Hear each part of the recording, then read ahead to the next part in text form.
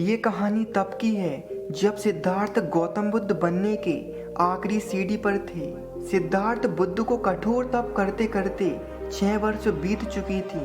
उन्होंने अन्न व जल का तिनका तिनका भी त्याग दिया था।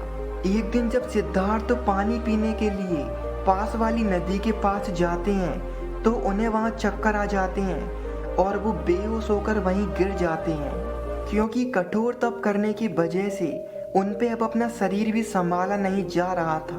तभी वहां पर सुजाता नाम की एक लड़की आती है और सिद्धार्थ को बेहोशी की हालत में देखकर उन्हें बचा लेती है। यानी सुजाता सिद्धार्थ के ऊपर पानी छिड़कती है और उन्हें होश में ले आती है। सिद्धार्थ जब होश में आते हैं तब सुजाता उनसे पूछती है, जब आप यहाँ आए थे तो कितने ओजस्वी थे, आप क्या खोज रहे हैं जिसके कारण आपकी ये दुर्दशा हो गई है। सिद्धार्थ कहते हैं, मैं मुक्ति का मार्ग खोज रहा हूँ, इसीलिए मैंने अन्न जल का त्याग कर दिया है। वह स्त्री कहती है, भला अन्न जल त्याग कर कोई खोज कैसे पूरी हो सकती है? जब शरीर ही नहीं बचेगा तो मुक्ति मिलेगी किसे? उस स्त्री की बात सुन मानो सिद्धार्थ की बंद आंखें खुल गई हों। उन्हें ये बात समझ आ जाती है कि अब तक वे अपने शरीर को कष्ट देकर गलत कर रहे थे, क्योंकि अगर परम सत्य मिलेगा तो शरीर के साथ ही मिलेगा, शरीर के बिना नहीं। सिद्धार्थ उसी क्षण जल ग्रहण करते हैं और सुजाता के द्वारा लाई गई खीर भी खाते हैं। खीर खाने के बाद सिद्धार्थ सुजाता से कहते हैं, तुम्हारी कही बात में बड़ा सत्य है सुजाता। मैं कठोर तप के चरम बिंदु तक गया, परंतु वहां मुझे कुछ भी नहीं मिला। मुझे सही मार्ग बताने वाली तुम मेरी पहली गुरु हो।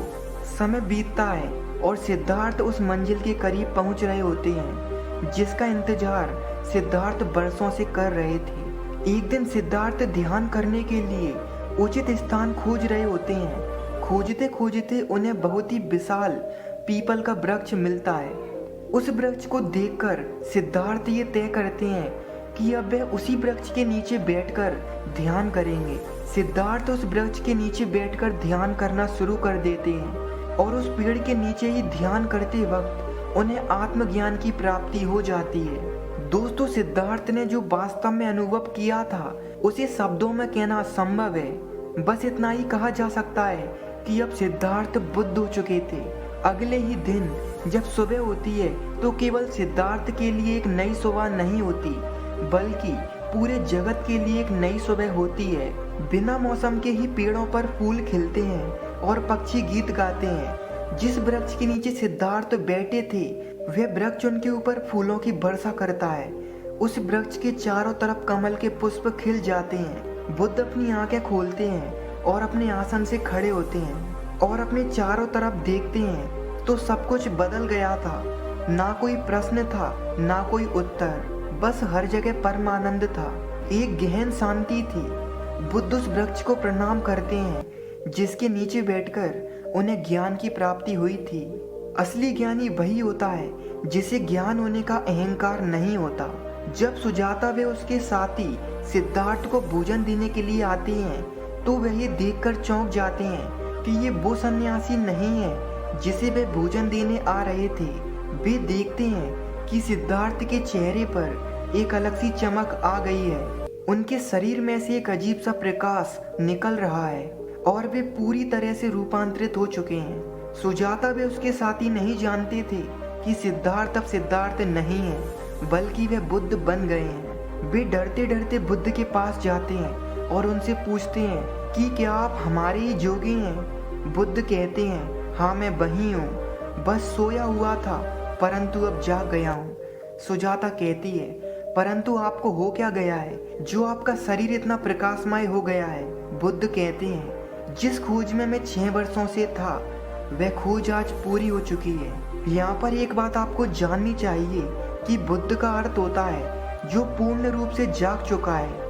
जिस वृक्ष के नीचे बुद्ध ने आत्मज्ञान पाया था उस बोधि वृक्ष का नाम उर्विला के लोगों ने ही दिया था। गौतम बुद्ध का प्रथम उपदेश जो बुद्ध ने अपने पहले 5 शिष्यों को दिया था। सिद्धार्थ बुद्ध होने के बाद अपने प्रथम उपदेश में कहते हैं कि अज्ञानी दुख, भ्रम और चिंता को जन्म देता है। लोभ, क्रोध, भय, ईर्ष्या इसी अज्ञान की संतानें हैं। माया का खेल विपरीत का है, यानी अच्छे या बुरे का है। परंतु जो ज्ञानी है वह इस माया में नहीं फंसता, क्योंकि वह किसी भी चीज की अति में नहीं पड़ता, और ना तो वह अपने आप को तप के नाम पे अत्यधिक पीड़ा देता है, और ना ही हर समय वासना में डूबा रहता है, बल्कि वह मध्य मार्ग चुनता है। जब हम माया के खेल को समझ जाते हैं तब हमारे सभी दुख और सभी चिंताएं समाप्त हो जाती हैं। तब हमारे भीतर प्रेम और स्वीकृति का भाव पैदा हो जाता है, जिसके बाद हम किसी से भी घृणा नहीं करते, यहाँ तक कि ऐसे व्यक्ति से भी नहीं जो हमसे घृणा करता है। गौतम बुद्ध के 4 कठोर सत्य जो अक्सर इंसान भूल जाते हैं। पहला, जब तक सृष्टि रहेगी दुख मनुष्य के साथ छाया बनकर चलेंगे। दूसरा, दुख का कारण है किसी वस्तु को स्वयं से पकड़कर रखना। लोग जीवन के सत्य को नहीं देखते कि जीवन में हर चीज क्षणभंगुर यानी कुछ समय के लिए है। तीसरा, मुक्ति के लिए विवेक का जागना आवश्यक है। स्वयं को केंद्रित रखना सीखो। जो आए, चाहे दुख की सूचना या आनंद की परछाई, इन दोनों के बीच स्वयं को स्थिर रखो। चौथा, मुक्ति के मार्ग पर दुखों के बंधन टूटेंगे और परम सत्य की उपलब्धि होगी। दोस्तों, बुद्ध के पहले 5 शिष्यों में से एक शिष्य पूछता है कि इस मार्ग का नाम क्या होगा। बुद्ध कहते हैं इस मार्ग का नाम होगा अष्टांगिक मार्ग, और इसके माध्यम से स्वयं की दृष्टि, स्वयं के विचार, स्वयं की वाणी, स्वयं के कर्म, स्वयं का जीवन यापन, स्वयं का प्रयास, स्वयं की चेतना और स्वयं की समाधि संभव होती है। बुद्ध कहते हैं मैं बुद्ध हूँ और मैं स्वयं धर्म हूँ।